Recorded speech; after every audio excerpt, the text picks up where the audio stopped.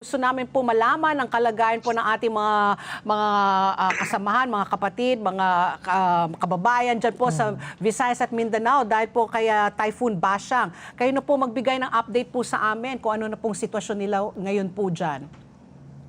Ms. Patpino, dito nga sa nagdaang bagyong Bashang, actually umabot na po sa 579,000 yung mga apektado nating kababayan. Wow. Ito po ay nanggaling sa 1,201 barangays ang naapektuhan po. So medyo malawak po talaga, no? Ilang rehiyon sa Visayas at saka sa Mindanao. And then sa kasawayang palad po, no, meron tayong 12 na mga kababayan na hindi nakaligtas dito sa bagyong Bashang.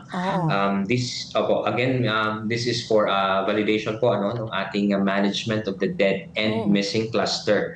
So ito pong 12, yung 4 po dito due to landslide. Ito po yung nangyari sa Cagayan de Oro. Isa pong mag-anak, yung magulang at saka yung 2 nilang anak ay hindi po nakaligtas dun sa nangyaring landslide.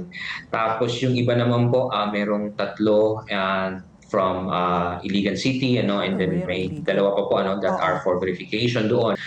Yun naman po ay dahil sa pagkalunod sa flash flood. And then meron saka meron din po doon sa Caraga region. Ganun din po nalunod din po dahil doon sa nangyaring flash flood.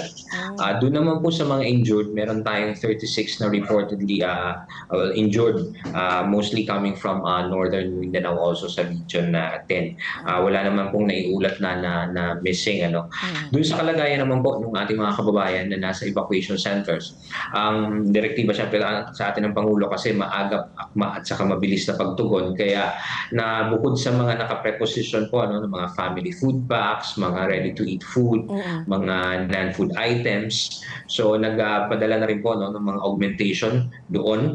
Nagsagawa na rin po ng mga rapid damage and needs assessment kung ano pa yung mga pangangailangan ng ating mga kababayan doon at ng mga lokal na pamahalaan.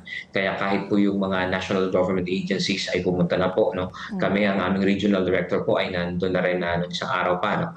Saka ganun din DSWD and other national government agencies also. So para po tugunan nga po itong mga pangangailangan doon. Okay, sir. Ito po bang kay Bagyong Bashang, were you able to prepare really for it? Inaasahan niyo po bang magiging ganito kalawak yung magiging damage po ng bagyo? Base po dun sa ating mga early warning information mula dun sa Pag-asa, dun sa track ng bagyo, ganun naman po ang nangyari talaga. And then ganun din po yung mga heavy rainfall warning. Nagkaroon po kasi ng mga red rainfall warning, ibig sabihin mahigit 200 millimeters na amount of rainfall ang ibabagsak. So ganun po ang nangyari. And then nagpalabas din po ang DNR Mines and Geosciences Bureau ng mga listahan noong mga barangay na landslide prone and rain-induced landslide at saka flooding prone areas. So ganun nga po ang nangyari. In fact, nagkaroon din po ng maraming mga preemptive evacuation dito sa mga iba't ibang rehiyon. Sa kasawiang palad nga lang po, meron tayong ilang mga kababayan na hindi nakapag-preemptive evacuation at yun nga po, inabutan sila nitong mga bantang panganib na ito. Kasi Sir Juni, nakakagulat ito, ang dami pong naapektuhan, 579,000, tapos 1,201 barangays.